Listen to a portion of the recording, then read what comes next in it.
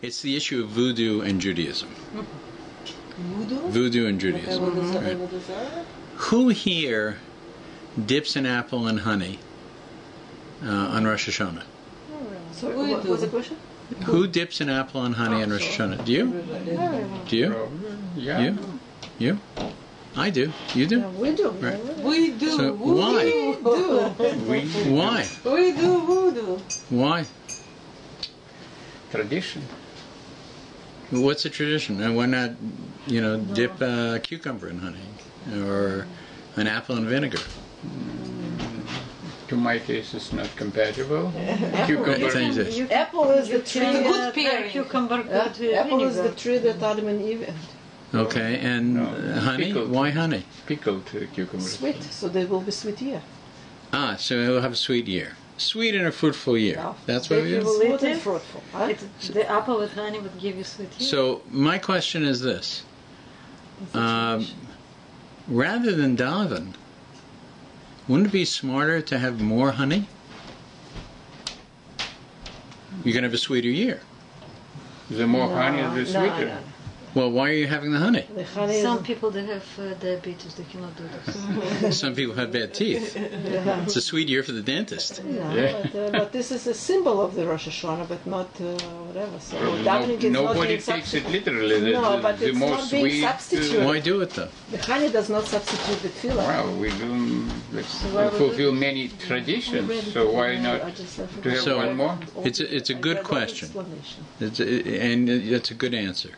It's a good answer. What was that? So, My guess, not my answer. Rosh Hashanah is maybe even more than Pesach. Is filled with Symbols.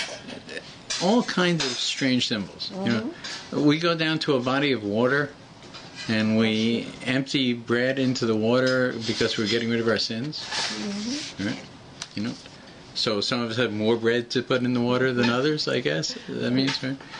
We have a list of all kinds of interesting foods that we eat, right? We eat pomegranates because of the merits, right? The pomegranates have a lot of seeds. Every seed is like a mitzvah.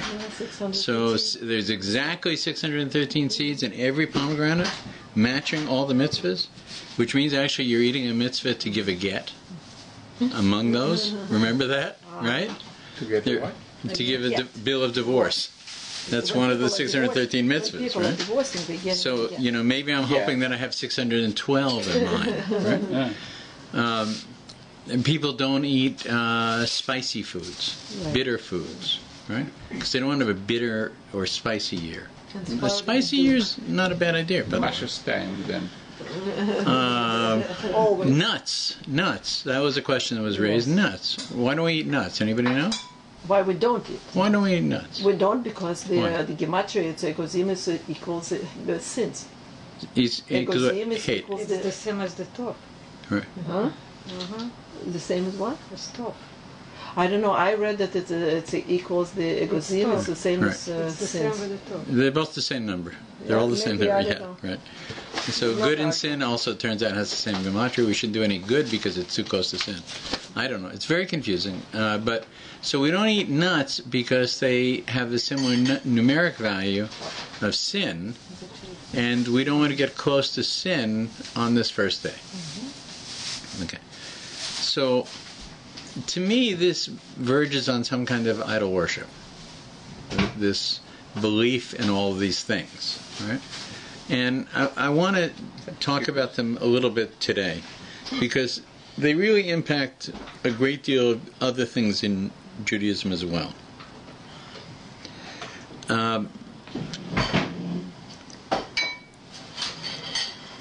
The Jewish calendar is very, very central to our lives. When somebody asks you what your birthday is, and you say, well, it's, Rosh Chodesh Nisan. And they say, no, on the real calendar, what is it? Right? Meaning, it's April 20th. Right? So we should really get clear the difference between the two calendars. There's a new year in the calendar of the nations. It comes January 1st. The difference between January 1st and December 31st is no different than the difference between January 15th and January 16th. From a cosmic point of view, there's virtually no change. It's just another day. We divide the year, the solar year, by 12 months, and we divide it in a kind of equitable way. It doesn't really reflect anything except a way of keeping track of, our work-a-day, our lives, right? But we don't see it as significant, really. That's not true of the Jewish calendar. The Jewish calendar is not, first of all, a linear calendar. It's much more of a spiral, in the sense that we come back around each year to an experience that we've had before.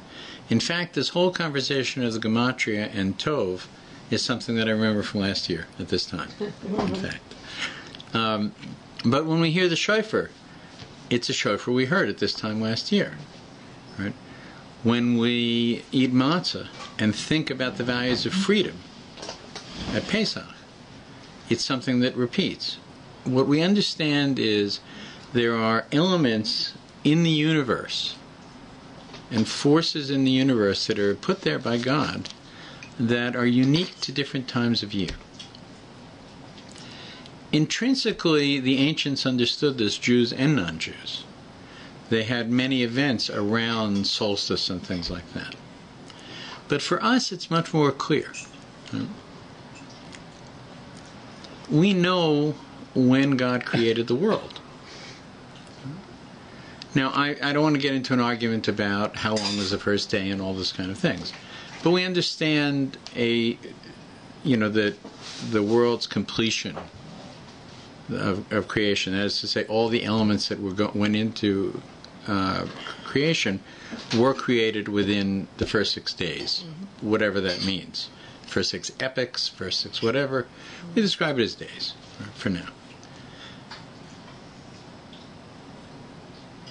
We celebrate that moment on Rosh HaShana, that 6th day, going into the 7th day, right? Creation begins on the 25th of Elul, right? 5 days before, 6 days before Rosh Hashanah, with the first day of creation. But creation is completed at Rosh Hashanah.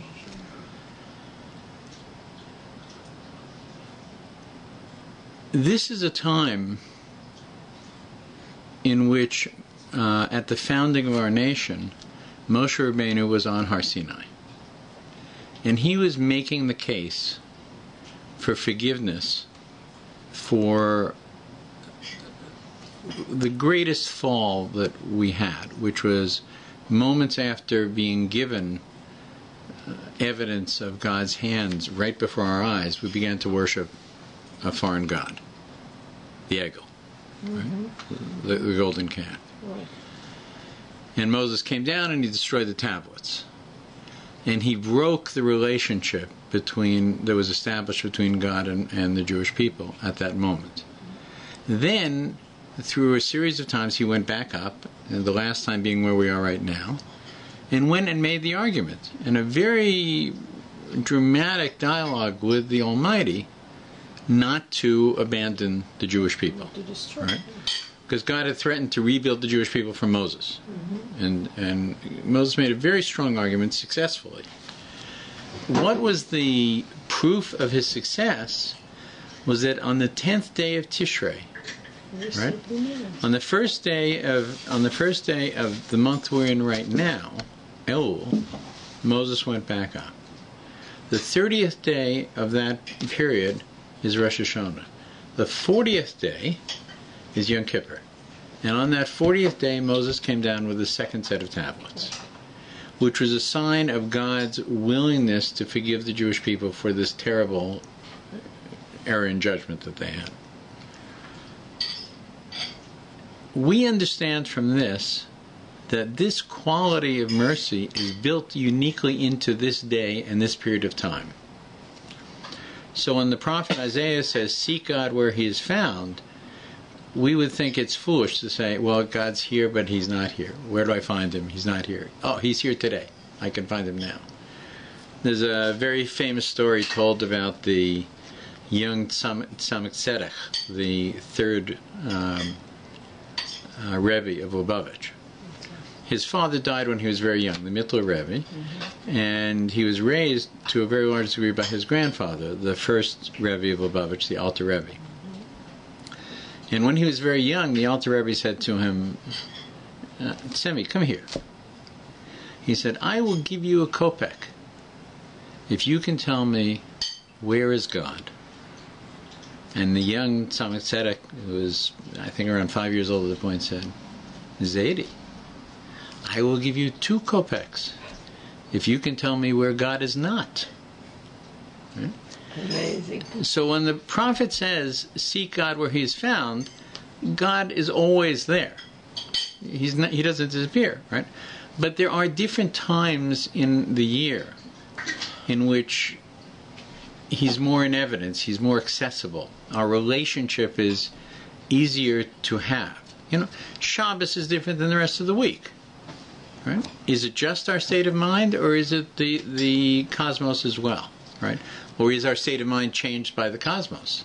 Can we have that state of mind on Wednesday? There's a whole story about it. I won't get into it right now. But the answer really is no. It's saved for Shabbos, for this day. And so it is with Elul, and so it is with Rosh HaShana and Kippur. If that's so, if what I've said is so, then Rosh Hashanah and Yom Kippur are very, very important days. And we understand that the separation between Elul and Tishrei is not simply the separation between December 31st and January 1st, where you have a party, kiss everybody, get drunk. Right? It's actually, for want of a better description, what's called in the business world the Chinese wall. A wall that is inseparable. A wall that is complete and total between these 2 days, these 2 moments, between Mincha, the last Mincha we say, which is on the last day of Elul, and Mariv, which is a few hours later, which is the beginning at night of Rosh Hashanah.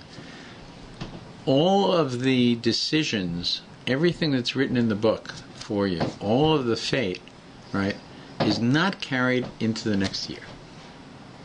Now, if you've had a spectacular year, right, that should be worrisome, actually. Because, gee, the market went up, and my house value went up, and my kids all did great in school, and, you know, my new car turned out to be even better than I imagined, and the yacht is running perfectly, you know, and look, somebody just gave me a summer home, and right, next year it could be disastrous. Right? That's the troublesome news. If, on the other hand, what you've had is a mixed year, that's you. It's okay, let it go. It's good news. Because we tend to think, you know, whatever happened yesterday, it's going to be more of the same tomorrow. That's a normal way that we feel, right? You know, got to go to work, and it's going to be this. Got to do this, it's going to be that. You know, the kid is doing that, it's going to be that. It's not true. The difference between Elul and Tishrei is completely new. And at this time of year, the decisions for the whole year are being made. And we think they're being made by God, right? But they're being made in partnership with us. God has His plans for the world, right? Who we are and what our determinations are have a tremendous amount of influence on what will be written about us and really the world itself. And so we enter this year using every gimmick in our power to wake ourselves up to the significance of this moment. When we dip the apple in the honey, it's not because dipping the apple in the honey makes it a sweet year. Not at all. It emphasizes to ourselves the importance of making this year special. Now, the consequence of this is very significant, right? Because if we think all of these things that we do, these, you know, eating the pomegranates and throwing the bread in the water and all that stuff, is kind of a nice ritual that we go through, then, in my opinion, we're kind of verging on really some kind of idol worship. Because that's not how it works. Right? On the other hand, if we disregard these things, you're not supposed to nap on the first day of Rosh HaShana, right? If we disregard these things, right, and say, all foolishness, all mishigas, right? Then what are we doing? We're actually missing the opportunity to use what modern psychology calls affirmations. To use the ability, all of these things, right, on ourselves, to impress upon ourselves what this time of year is and the importance of this time of year, and to make it of value. Now, I'm going to tell you something that I've said before, and I'll say it again. Rav David Shochet is a very, very serious man. Right? Mm-hmm. And he is a no-nonsense Jew. Right? He holds by halacha. And he's not I wouldn't call him a superstitious person.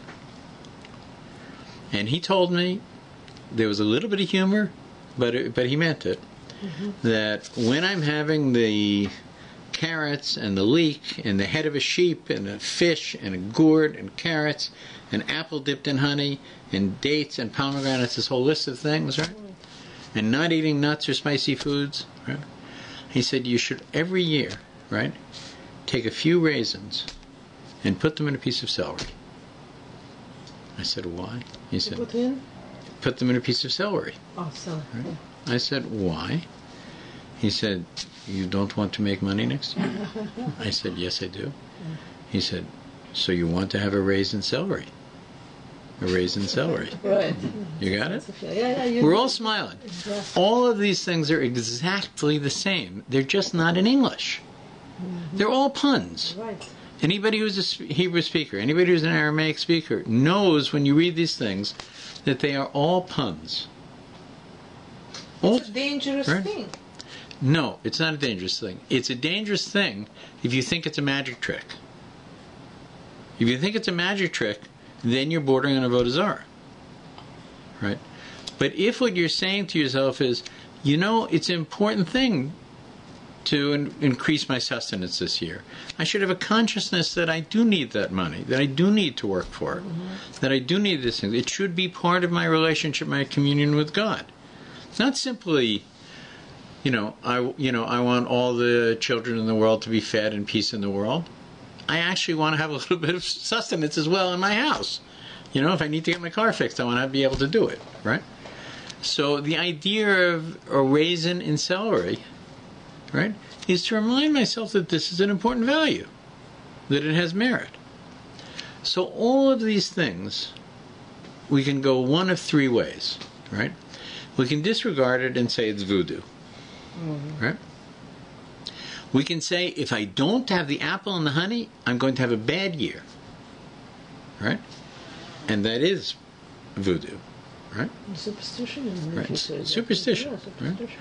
Or we can say, in the wisdom of our fathers and the wisdom of God was to say we need all of the elements that we can find during this time of year to have a very focused consciousness on what is important. So in our foods and in our behavior and in our actions and in our entertainment, going for a nice walk to a pond, right? I said to Moshe, I said, why do you do it? Right? He said, when I say the prayers of Tashlich beside a body of water, right? Yeah, why can't you do it in the bathroom, in front of a bathtub, right? He said, there's something, it moves me, right? And I feel it. That's what's supposed to happen. You're not putting it into the apple and the honey and saying, you do the work.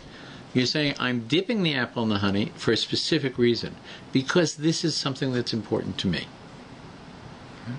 And if you don't have that consciousness of it, you're either wasting it, or if you think that is the reason you will have a sweet year, you're abusing it. So the idea of affirmations, right, is central to these things.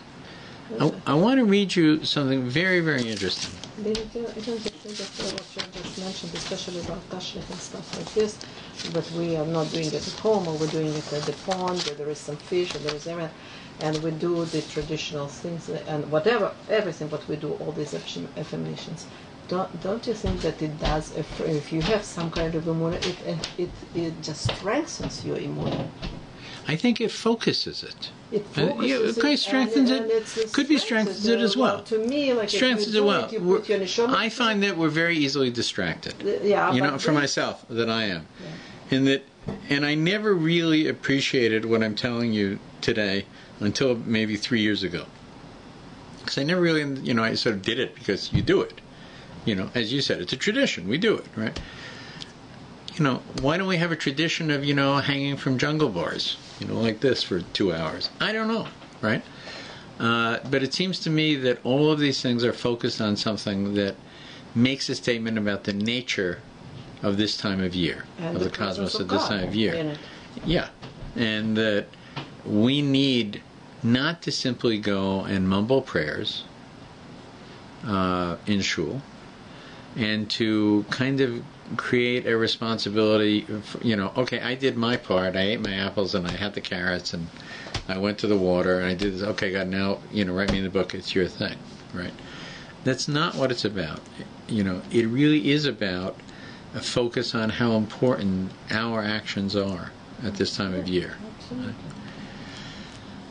I want to read you a little piece that's very mysterious, but I think very important, and then we'll get on to Joshua. Are there any thoughts at this point? Do you remember it? Go ahead. Yeah. It's okay. Do you remember you said yesterday something about the shofar? Yes. Yeah. So I was going to talk about this right now. But you had something else that you were going to say. What you explained about that looks like nothing is of those things. Traditions were mandatory, and practically it could be changed. We can dip not apple and honey, but something else, maybe like you said, cucumber, whatever, and it will be nothing wrong with that. It doesn't seem to me there's anything wrong with it, except that the people who created many of these things did it with a lot of thought. It wasn't casual. But look, there is a difference between now Sephardi and again, Ashkenazi. you say a lot of thought. Then that you say, oh, no, nothing. No, but you could give no really meaning in it. Well, and I'll give you an example. We do something differently than everybody else does, right? You're supposed to have the head of a ram or the head of a fish, right? So as you know, we're vegetarians, right? So we have a head of cabbage, right? Yeah, that's a good example. The idea of the head is that it's better to be at the head of the year than at the tail of it, right? So it's hard to find the tail of cabbage, but I guess you can, right? But that's what the concept is behind it, right? So I like the concept of it. I think it's valid, right? Mm-hmm. It's part of the system. So how do I manage it? That's how I manage it, right? Do I recommend it to everybody in our viewers? You can eat fish. What? You can eat head of fish. Yeah, well, sometimes you can. You can, yes. You can. But I think my mother-in-law loves it. Head of fish. Head of fish, but there is a separate fish. Fish is two separate things. There's fish and there's head of fish. Mm-hmm. Absolutely. Right. But my point is, Sephardi and Ashkenazi have different simanim. Yeah. That's right. That's which right. Is exactly. And I'm sure French Moroccan. Between Pesach that we are doing and Sephardi are doing it. I'm sure. Yeah. I'm sure French Moroccan and Spanish Moroccan have different from each other. So right? they bring those. I still don't understand why we brought it from Europe, and we're practicing. That's why. That's the reason that we don't eat. Because that's the only reason. They explained that the gematria is the same as het, as sin. Right. But it's good. It's the same gematria. Right. I understand. I understand. So I think that if you're eating nuts. This is not a rabbinic opinion, it's a personal one. Ask your local rabbi. But I think if you're eating walnuts with the idea that you want to have a good year, smart here because it looked like brain. I just want to say. It looks like But- brain. But its gematria is not brain. Its gematria is tov. That's what we're concerned about here, right? Yeah. So you could make an argument for it. I don't know in depth about the reasoning and why it was a concern and why it was chosen to be a concern, because as you point out, the gematria of all three of these things are the same: nuts, good, and chet, and sin.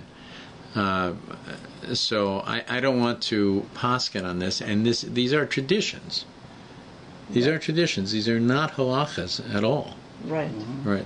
It's not But like no David, but maybe because, let me just talk what we are working about egos, tov, and this, and whatever, that all three have the same gematria. But maybe, and het, but maybe because because the nuts, whatever it is, has already contamination with het and tov, and mixture, whatever, so maybe we, I don't know, like, even if it has, but I don't know. We could get into a long conversation. No, about the answer is we don't know. Because maybe both are contaminated. Backward justification. No, but so maybe we try to eliminate it, not to. Nuts use it have at shells all, on even them. if there is Shells any are doubts right. or anything. Shells that are it has some klipa. negative meaning also Right, in so- gematria. Maybe we so- have The not to and eat apple anything doesn't that have jeopardizes klipa, our talk, and oranges our they don't holiday. have klipa. We Not have shells. They're not to shells. take it Food away. doesn't jeopardize. It has No, to be no, enjoyable. but it's symbolic. If you're We're asking, talking about symbolism. if you're asking me We're talking what about the symbolism, But and they it's- don't use this. Sorry. Okay, we're having a lot of conversations Actually, at when once. it comes to So- nuts, its first meaning is a gozim like sins. It never brings it that it also has the meaning of tov. But the first meaning Do we know don't where it because came of first? No, all we know That that it's a sin. all the people at this table That's know, why. and we have a limited base of knowledge, is that we're concerned because the gematria is the same as chet. It's been pointed out that nobody seems to raise the fact that its gematria is the same as good. I'm sure. And we it's certainly about don't want to 95,000 separate ourselves from words. Tov at this time of year, do we? Right? So it's a good argument. It's a very good argument. I don't have an answer to it, personally. Right? Like if there is know? some. It's there. actually season for we nuts are in not Israel doing it. now. Tell me about it. No, There is the season of pomegranates, the season Yeah. of grapes. That's everything is right Yeah. now. V'zakarti es brisi Yaakov, v'af es brisi Yitzchak, v'af es brisi Avraham es Kor, v'ha'aretz es Kor. And I shall remember, I'm going to read this, so listen carefully because there's something missing. And I shall remember my covenant with Yaakov, and also my covenant with Isaac, with Yitzchak, and also my covenant with Avraham I shall remember, and I shall remember the land. Anybody notice anything missing there?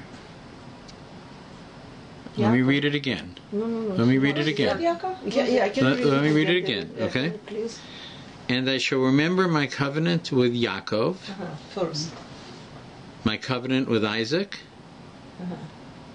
my covenant with Avraham I shall remember, and I shall remember the land. Why it's in opposite order? Abraham first usually. It's a good question, but that's not. But it doesn't say the I'll tell you what it is. But the covenant, you mean what's missing is the name of God? Covenant with God? No. What's missing? Ah. What's missing Moses. is remember. No. What's missing? What's missing is remember. Listen one more time. No, in Hebrew, I With, heard it. it's exactly the same in Hebrew. Right? It's exactly the same, believe me. Right? V'zakarti es brisi Yaakov. I will remember my covenant, right, with Yaakov. V'af brisi Yitzchak. My covenant with Yitzchak. V'af es brisi Avraham es Zachor. Right? Also, my covenant with Avraham I will remember. V'ha'aretz es Kor. The land I will remember. It never mentions I will remember my covenant with Yitzchak. There is no word. There is no Right? Yizkor. It says, I will remember my covenant with Abraham, Right, and Yaakov. my covenant with Yitzchak, And my covenant with Yaakov, my covenant with Yitzchak, my covenant with Abraham, I will remember. Right, The land, I will remember. right. And so, and this is from Leviticus, Vayikra. And so, in the commentary of Torah's Kahanim, it asks a question. Why does it not specify the remembrance connection with Yitzchak? It doesn't say, I will remember the relationship with Yitzchak.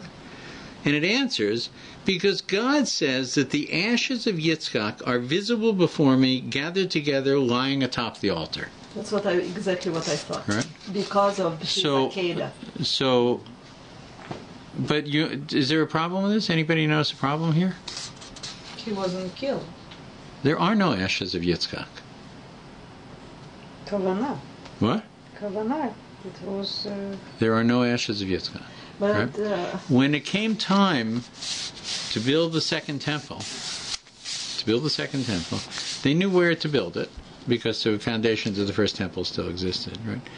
But there was a question as to where the Mizbeach should be built, where the altar should be built. Yeah? And we learn that they determined it in Zvachim. We learn that they determined it because they found the ashes of Yitzchak, and that's where they built the altar.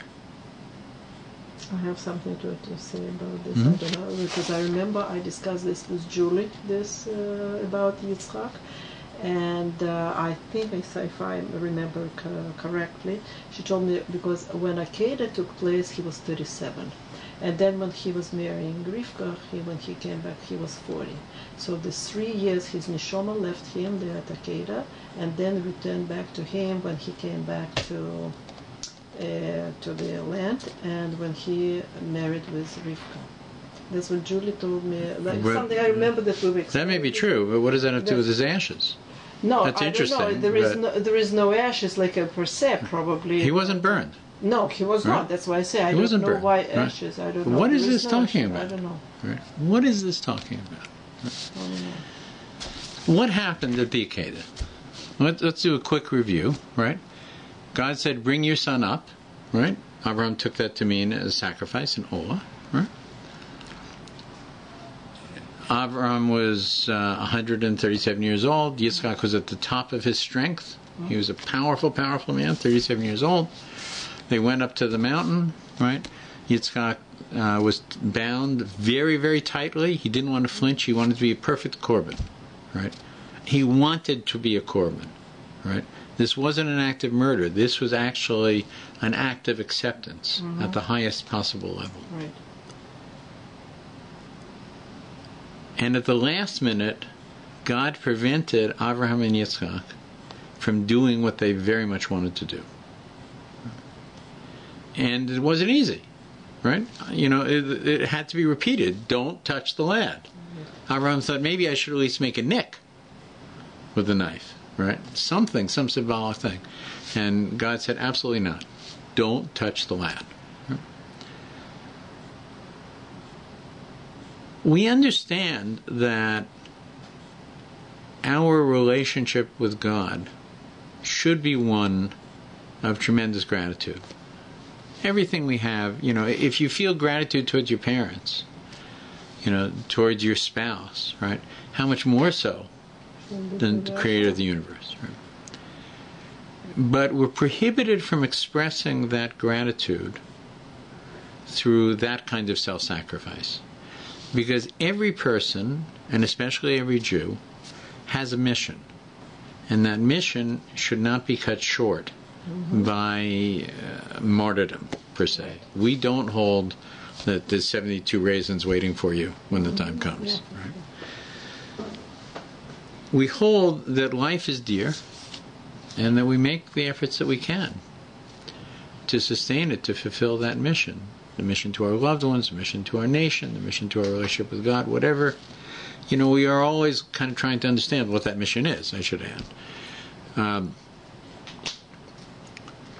This time of year, the central mitzvah is the mitzvah of the shofar. And there are many reasons given for the mitzvah of the shofar. Everybody agrees that one of the mitzvahs of the shofar is this affirmation. To remind God of the foundation of my great-great-grandparents, Avraham and Yitzchak. Right?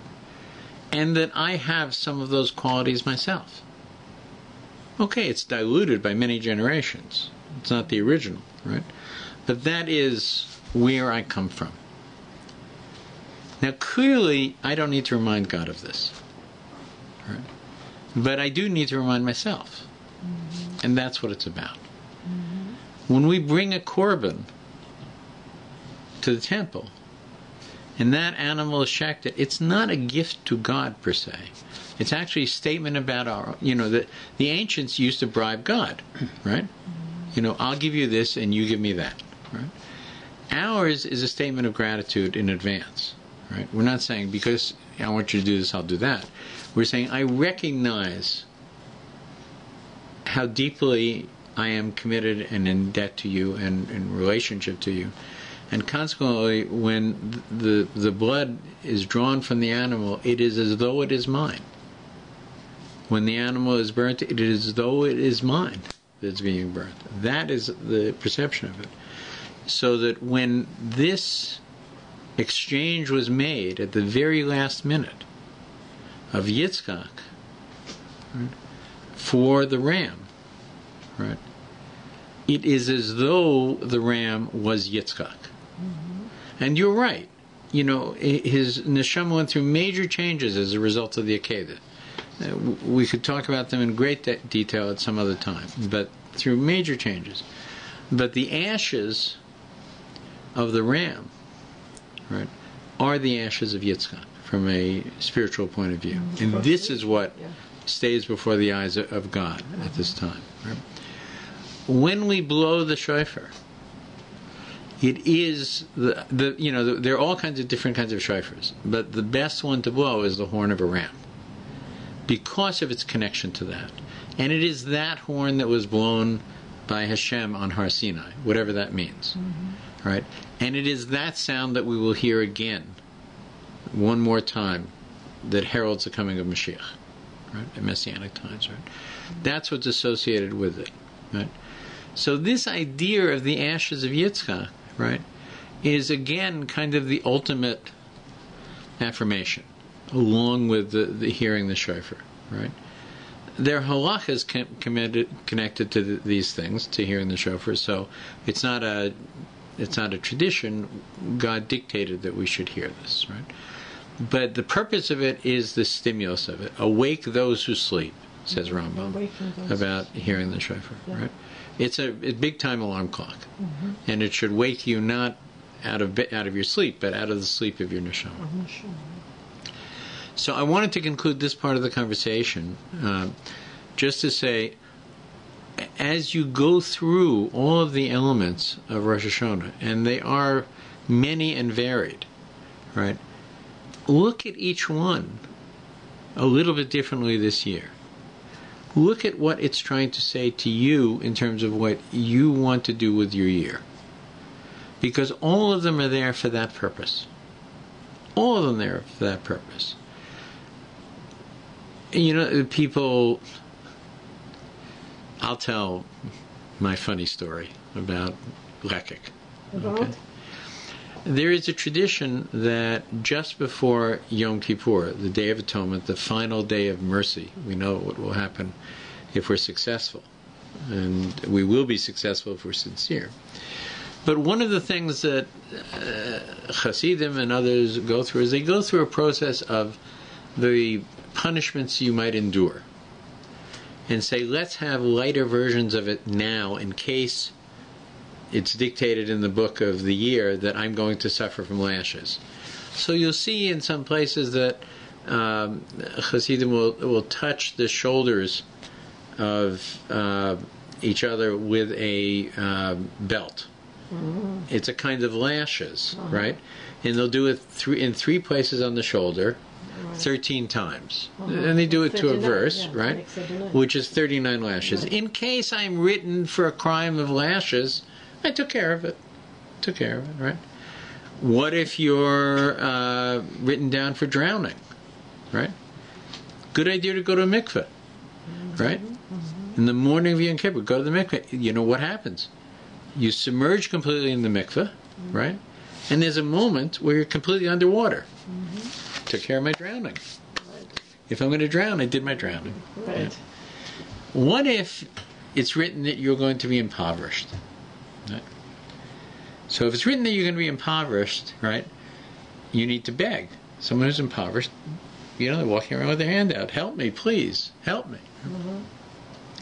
So I had learned all these things early in my learning about observance. And I went to the Rav of the shul, who's a very earnest Rav. And I understood that, if I was written for begging, that on the morning of Yom Kippur you go and you ask for a piece of honey cake. But you beg for the piece of honey cake. Right. And he gives it to you. And you did your begging. And so if you're written for begging, you covered it. Right. Okay, now I'm done with my penalty of begging, humiliation, whatever. So that morning, after going to the mikveh and drowning a little bit and being tapped on the shoulder, later in the day with the belt, taking care of lashes, right? I went to the Rav and I said, Rav, I'm begging you, please, I'm begging, give me some cake. And it was one of those looks that you get from a Rav, that crazy Baalei Tshuva. Crazy Baalei Tshuva? Crazy, right? I was crying and begging, right? What, during Yom Kippur or at the end of Yom Kippur? It's in the morning, morning of Erev Yom Kippur. Oh, Erev Kol Nidra comes later. Exactly, that's what I said. And he gave me a piece of cake and said, have a good Yontif, you should be sealed for a good year. Right. And I noticed nobody else was doing what I was doing. Everybody else was coming to the Rav and saying, good Yontif, have an easy fast. He would give a piece of cake, shake hands, and leave, right? But I was going to beg because I wanted to take care of it, right? Extra mile. You were just doing extra mile. I don't do it so much anymore, but maybe I should. I don't know, But so that's another example of all these things that we're doing, right? You can see them as superstitious. You can see them as the solution to all of your problems, right? You should see them as somewhere in between. That they are guideposts along the way of this very important period of time to keep us alert to the significance of this time and to the impact that we can have in changing ourselves and in so doing changing the world in which we live, right? I think that if we're able to do it, instead of just dipping the honey, think about its significance, that we can enrich this year and in changing ourselves make it a better year. Yeah. Everybody should be written and sealed for a wonderful, good and sweet year and healthy on the first night of Rosh HaShana. Amen.